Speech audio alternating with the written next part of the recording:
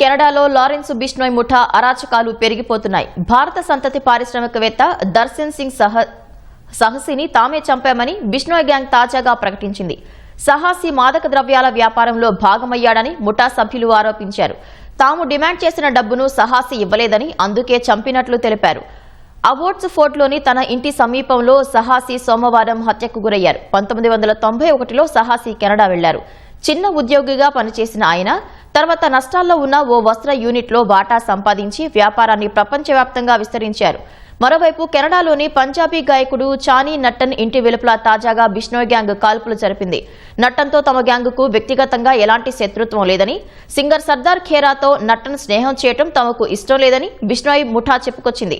ఖేరాతో పనిచేస్తే తాము లక్ష్యంగా చేసుకుంటామని హెచ్చరించింది. కాగా భారత్తో పాటు విదేశాల్లో హత్యలు, దోపిడీలు, ఆయుధాలు, డ్రగ్స్ అక్రమ రవాణాలతో లారెన్స్ బిష్నోయ్ గ్యాంగ్ను కెనడా ఇటీవలే ఉగ్ర సంస్థగా ప్రకటించింది.